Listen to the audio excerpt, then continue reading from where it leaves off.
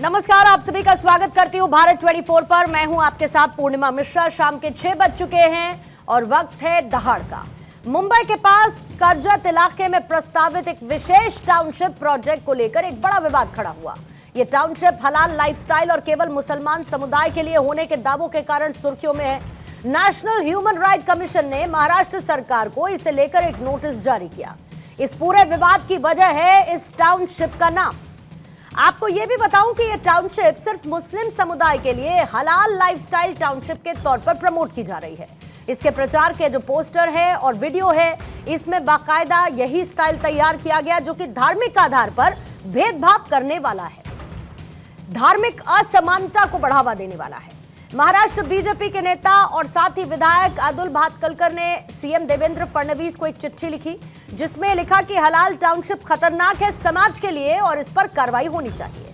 NHRC के पास शिकायत पहुंची, जिसमें कहा गया कि इस तरह से धर्म आधारित रिहायशी कॉलोनी सीधे तौर पर सांप्रदायिकता को बढ़ावा देती है। इसके साथ ही भारतीय संविधान के बराबरी और भेदभाव न करने के सिद्धांत का भी घोर उल्लंघन है। सबसे बड़ी बात यह है कि महाराष्ट्र की सरकार ने इस प्रोजेक्ट को रेरा के तहत मंजूरी दे दी। एनएचआरसी ने शिकायत को गंभीर मानते हुए महाराष्ट्र सरकार के मुख्य सचिव से 2 हफ्ते के भीतर एक्शन टेकन रिपोर्ट मांगी है। साथ ही यह भी निर्देश दिया कि सरकार यह बताए कि किस प्रावधान के तहत रेरा ने इस प्रोजेक्ट को मंजूरी दी।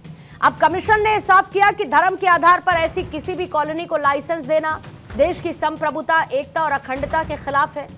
इस मुद्दे पर आज तमाम मेहमानों से हम चर्चा करेंगे, क्योंकि बीजेपी की तरफ से इसे गजवाए हिंद की मानसिकता का हिस्सा बताया गया है। हमारे साथ कांग्रेस का पक्ष और साथ ही उद्धव गुट का पक्ष रखने के साथ साथ हिंदू और मुस्लिम स्कॉलर भी मौजूद रहेंगे। लेकिन उससे पहले जो इस पर प्रतिक्रियाएं आई हैं, आपको वो सुनवाएंगे। निश्चित रूप से ये nation with in the nation की थ्योरी का इम्प्लीमेंटेशन है। ये गंभीर किस्म की बीमारी है। हमने चीफ सेक्रेटरी महाराष्ट्र को नोटिस किया है, उनसे पूछा है कि कैसे रेरा ने, कैसे अर्बन डेवलपमेंट डिपार्टमेंट ने इस तरीके के एक्सक्लूसिव नेचर की सोसाइटी बनाने की परमिशन दी है।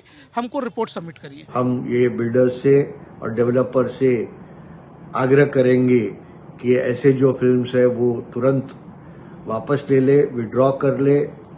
और इसके अलावा जो हमारी राज्य सरकार है, ऐसे जो एडवर्टाइजमेंट बनाते हैं और समाज के बीच में दरार पैदा करने की कोशिश कर रहे हैं, इसके ऊपर भी हमारी कड़ी नजर रहेगी।